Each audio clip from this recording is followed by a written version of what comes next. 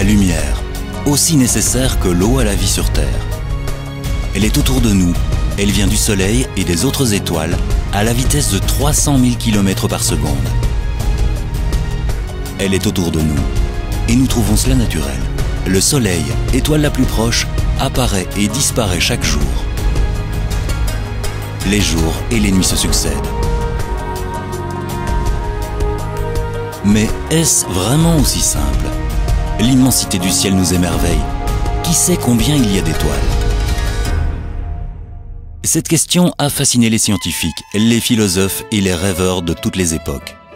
L'un d'eux est Sir Frederick William Herschel, né en 1738 à Hanovre, en Allemagne. Il est connu comme astronome et comme musicien. Il est célèbre pour avoir révélé l'existence d'Uranus en 1781, la première planète découverte à l'époque moderne. Mais en 1800, il fait une autre découverte importante. Il veut évaluer la quantité de chaleur traversant les filtres colorés qu'il utilise pour observer le Soleil. Il remarque que cette quantité varie avec la couleur du filtre. Il pense alors que les couleurs elles-mêmes pourraient avoir des températures différentes et fait une expérience astucieuse pour explorer cette hypothèse. Il décompose la lumière du Soleil au moyen d'un prisme, puis mesure la température de chaque couleur avec 3 thermomètres dont les réservoirs sont noircis.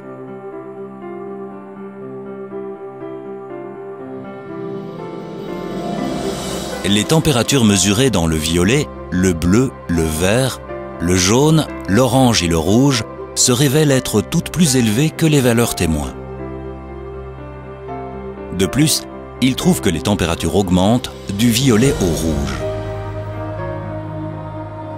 À la suite de cette observation, Herschel décide de mesurer la température juste après la portion rouge du spectre, dans une zone où aucune lumière n'est visible. À sa surprise, il y trouve une température plus élevée encore. L'expérience de Herschel est importante, car c'est la première fois qu'une lumière invisible à nos yeux est mise en évidence. Il a découvert une forme de lumière au-delà de la lumière rouge, aujourd'hui appelée rayonnement infrarouge. Nos yeux sont des détecteurs destinés à capter la lumière visible.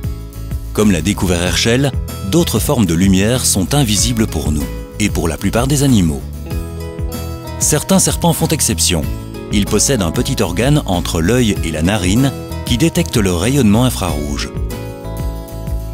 C'est pourquoi ils peuvent localiser les proies à sang chaud dans le noir. Nos yeux sont sensibles uniquement à une petite partie du spectre électromagnétique. À l'une des extrémités, les rayons gamma, X et UV nous sont invisibles. À l'autre, nous ne voyons ni l'infrarouge, ni les micro-ondes, ni les ondes radio. Dans le spectre électromagnétique, l'infrarouge se situe entre le visible et les micro-ondes. Ce qui distingue tous ces rayonnements est la longueur d'onde. Celle de l'infrarouge est plus grande que celle de la lumière visible. Pour illustrer cela, on peut utiliser la loi du rayonnement émise par Max Planck en 1900. Cette courbe signifie que plus un corps est chaud, plus son rayonnement est important à toutes les longueurs d'onde et plus le pic d'intensité se déplace vers les longueurs d'onde courtes. C'est plus simple qu'il n'y paraît. Voici la courbe à 37 degrés Celsius, la température normale du corps humain. Le rayonnement maximum est à environ 9,3 micromètres et il faut une caméra infrarouge pour le voir. Pour une température de 300 degrés Celsius par exemple, celle d'un fer à souder, le pic de rayonnement se situe à 5 micromètres. C'est toujours invisible sans caméra infrarouge. Pour une température de 5500 degrés Celsius, celle du Soleil, le pic de rayonnement est à 0,5 micromètres. Cette valeur fait partie du spectre visible pour nos yeux. La source principale de rayonnement infrarouge est la chaleur ou rayonnement thermique. Tout objet dont la température est supérieure au zéro absolu émet un rayonnement dans la plage infrarouge. Même les objets froids, des glaçons par exemple, émettent ce rayonnement.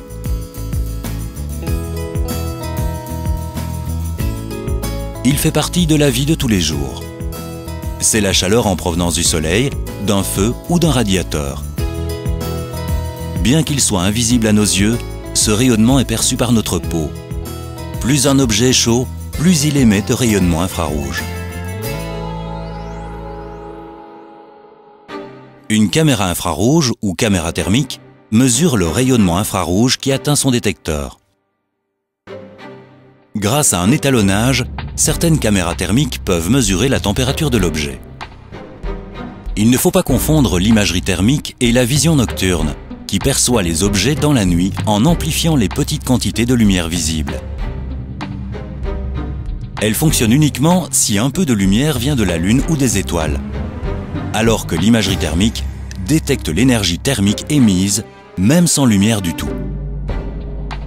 La première caméra thermique à usage militaire a été mise au point en 1958 par Haga Bofors en Suède. En 1965 a été vendue la première caméra industrielle. La même année, un imageur était mis sur le marché.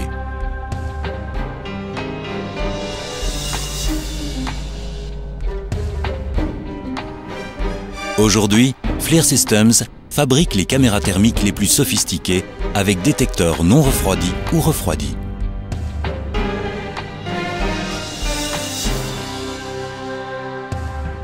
Mais comment fonctionne une caméra thermique? Bien qu'une caméra thermique ressemble beaucoup à un caméscope, les différences sont importantes. Le verre transmet mal l'infrarouge. C'est pourquoi les optiques sont en germanium, un métal coûteux qui transmet bien ce rayonnement.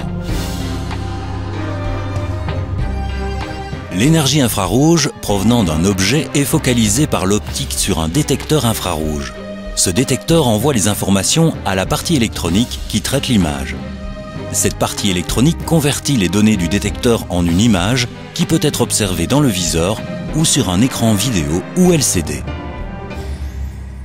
L'imagerie thermique consiste à transformer des mesures du rayonnement infrarouge en une image radiométrique qui permet la lecture des valeurs de température. Pour que les températures obtenues soient correctes, il est important de prendre en considération le facteur nommé émissivité. L'émissivité est l'efficacité avec laquelle un objet émet dans l'infrarouge.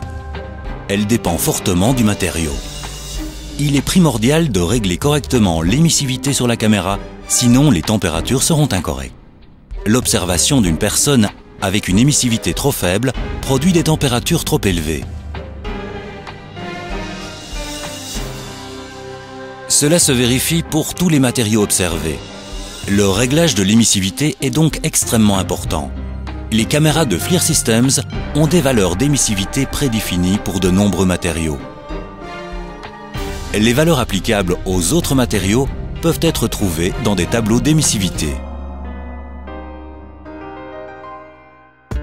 Plus de 200 ans après Herschel, les caméras thermiques sont devenues compactes et faciles d'emploi. Les caméras mises au point par FLIR Systems sont basées sur les technologies matérielles et logicielles les plus avancées et ont contribué à placer la société en position de leader mondial de l'imagerie thermique. Elles sont utilisées dans une grande variété d'applications commerciales, industrielles et civiles.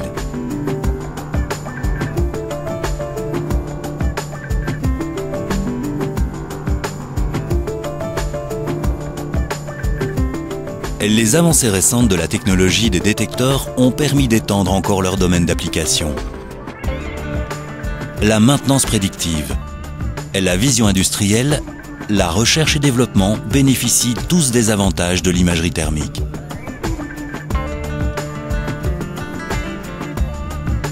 Elle permet de détecter les fuites de chaleur des bâtiments, d'évaluer les contraintes et les défaillances mécaniques et électriques, de surveiller la pollution. Dans la lutte contre les incendies, les caméras thermiques localisent les personnes dans la fumée et détectent les points chauds en forêt. De plus, de nombreuses applications de vision nocturne ne nécessitent pas de mesurer les températures. La sécurité et surveillance, la navigation maritime, la conduite automobile, les forces de police et bien d'autres bénéficient de la puissance de l'imagerie thermique.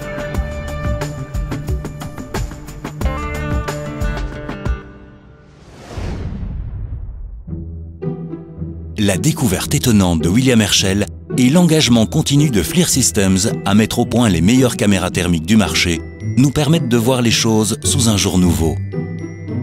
La lumière, par exemple.